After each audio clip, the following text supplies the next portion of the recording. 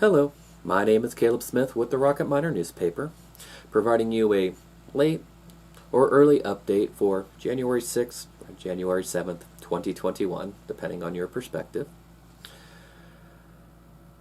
I'm sad to report that 4 people died following protests at the U.S. Capitol today.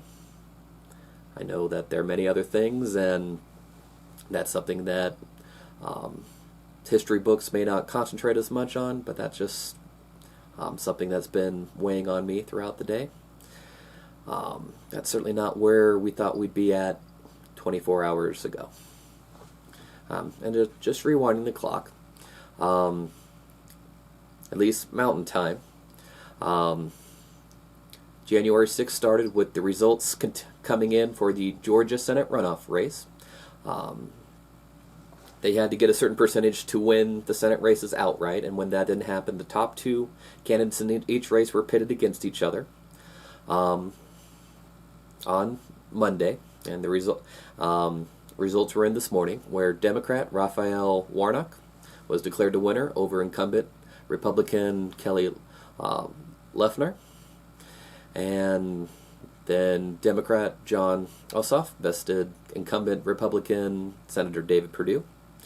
This provides a 50-50 split of Republicans and those who vote Democrat in the Senate, meaning in cases of a tie, the Vice President would be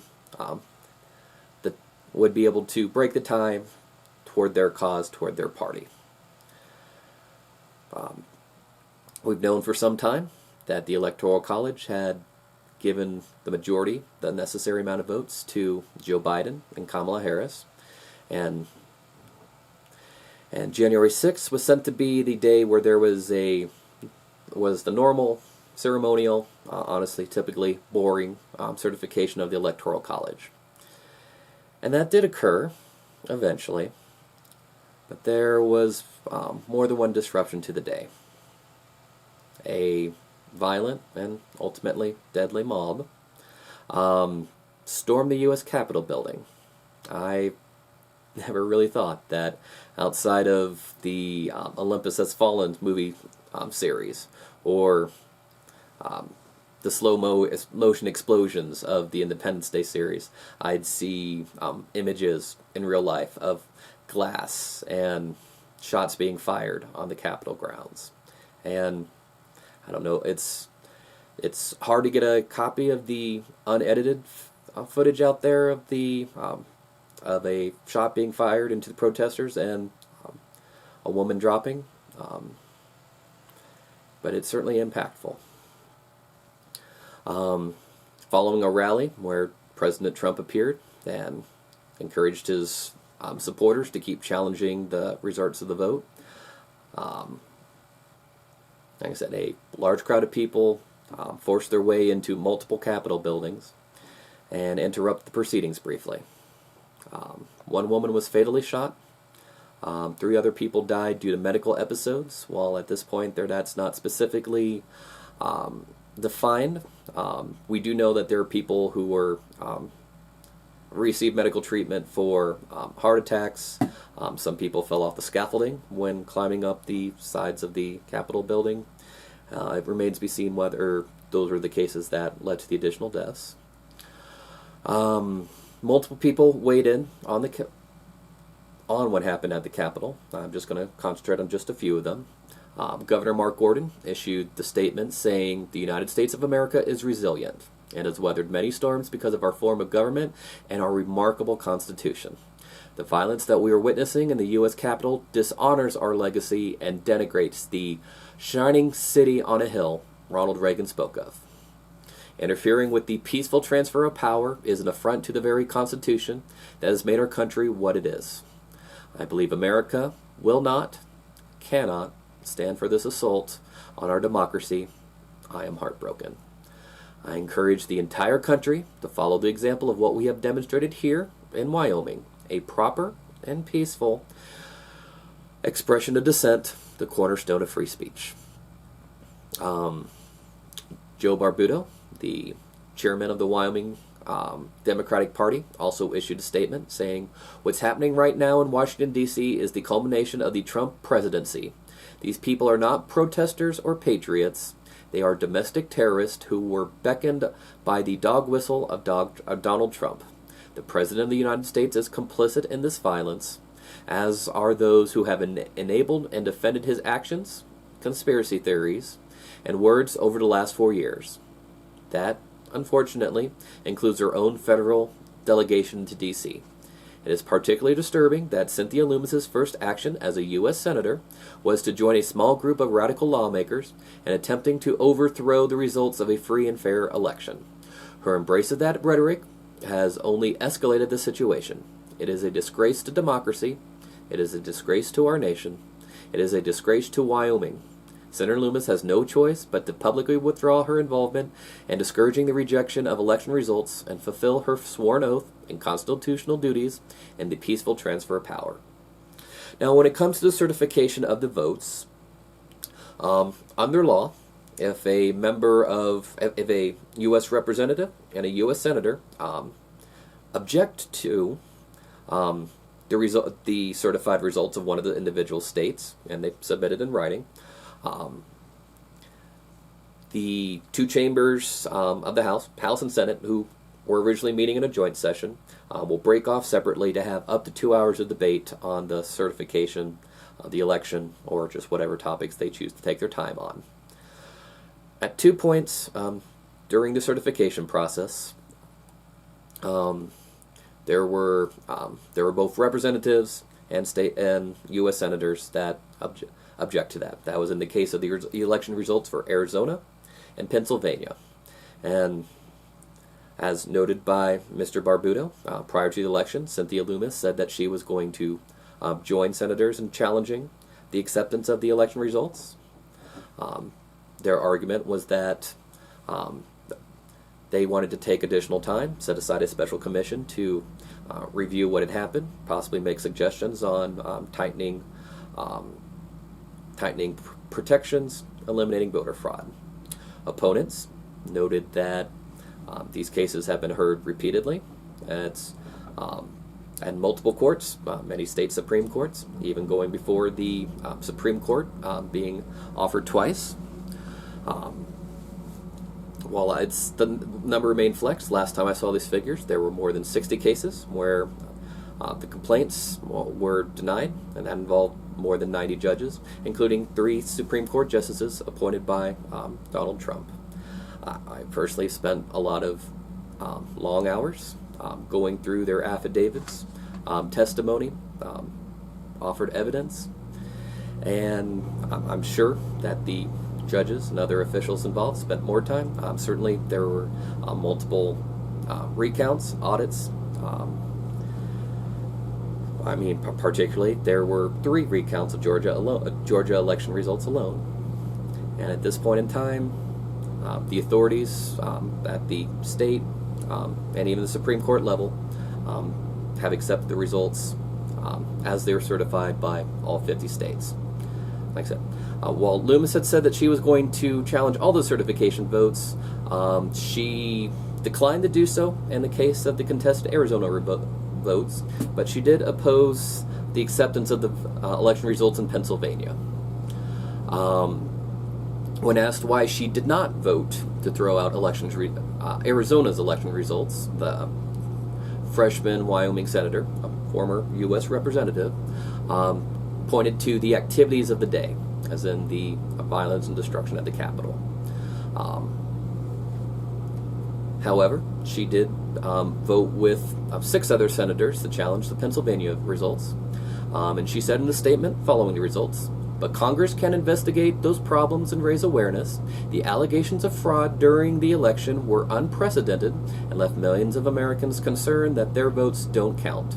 Discussions of election integrity must occur, and I will seek another forum to continue that discussion."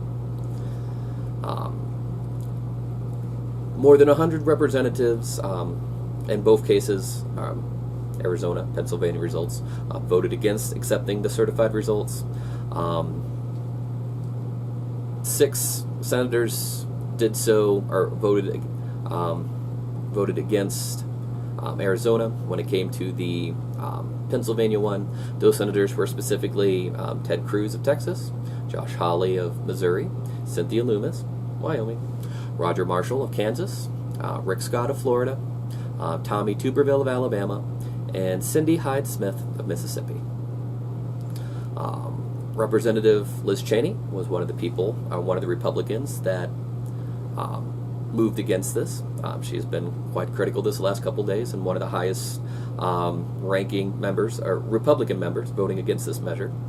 Speaking as the House GOP conference chairwoman, she said, "There is no question that the president formed the mob, the president incited the mob, the president addressed the mob. He lit the flame." She said, speaking during an interview with Fox News when she was in a secure location after briefly being evacuated. Having watched more hours of the proceedings than I'd care to think about right now, I'd also point to a quote from Mitt Romney that actually also earned applause from the audience. Stating this is a precursor. This is following a bit, talking about detailing, like I have, talking about all the court cases, all the other proceedings, the fact that these are there are many people at this county or local county and state level that had, if they had the proof, they had the ability to declare the election otherwise, they would have done so. And the fact that, having gone through the checks and balances that we have before, the legal system particularly, and the fact that people are still demanding more, he was just suggesting that this is where the line be drawn. Quoting from Senator Romney, "The objectors have claimed that they are doing so on behalf of the voters. Have an audit, they say, to satisfy the many people who believe that the election was stolen. Please, no congressional-led audit will ever convince those voters, particularly when the president will continue to claim that the election was stolen. The best way we can show respect for the voters who are upset is by telling them the truth." That is the burden and the duty of leadership. Around 11:33 a.m., after the second break to discuss the Pennsylvania results, Joe Biden received 271 electoral votes. You only needed 270. By the time the votes were all fully counted, and Vice President Mike Pence, who, as President of the Senate, oversees the proceedings, announced that Joe Biden was elected president and Kamala Harris elected vice president with 306 electoral votes to Donald Trump's 232. It's also significant, going back to the Georgia race, because, as I said, in cases where there is a tie in the Senate, the vice president gets to cast the dividing vote. In this case, that would be Kamala Harris, which means that in cases of a 50-50 tie, the Democrats would have a simple voting majority, not a supermajority, but a simple 51 majority, 51 to 50 majority in the Senate. So that means at this point in time, the Democrats have officially taken over the House of Representatives, the Senate, and the presidency. Inauguration is set for January 20th. And at this point, I'm still thinking about the 4 people who died, and the fallout for that. And I would just say that now is the time to be thinking about our actions and words. What have we been saying what have we been saying in person? What have we been posting online? What have we been spreading around? How have we been communicating that? And I'd also ask that, more importantly, think about what you're going to do going ahead. I do believe that history is going to look very closely at our actions during this transition period. Our own kids, grandkids, or just in general, we may be asked, what did we think when we first saw those images of people ransacking Congress? What did we do next? My advice to you is be kind to one another. Be cautious of your media diet, what you put in your system. Keep double-checking sources. There's a lot of misinformation out there. I certainly tracked down more than a few rabbit trails today. It's amazing how many of them can be identified as such with only about 1 hour, 1 minute, 1 minute of Googling, or your search engine of choice. And as you're thinking about your own actions, be thinking about those families today, those who died, and the families that are mourning them. And count yourself thankful that you have the opportunity to be good to the people around you. Vice President Mike Pence invited Chaplain Barry C. Cook to conclude the joint session of Congress with a prayer. And some of the things that he said that stuck with me were to remind us that words matter. The power of life and death resides on the tongue. We have extra reminder of the truthfulness of that today. And in looking ahead, he encouraged both the lawmakers in session and the wider audience that he knew was listening, watching elsewhere, to pray to that God use us to bring healing and unity to our hurting and divided nation and world. And like many prayers did, many prayers, benedictions, and great speeches that we've heard from those hallowed chambers, we are blessed with encouraged with the words, "God bless America." So, there's a lot still to be done. I personally have been keeping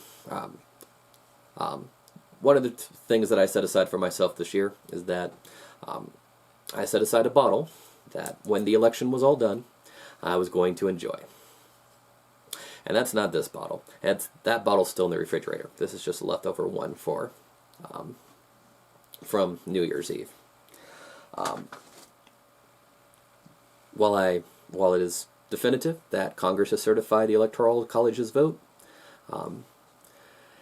in the eyes of many people, the election's not over.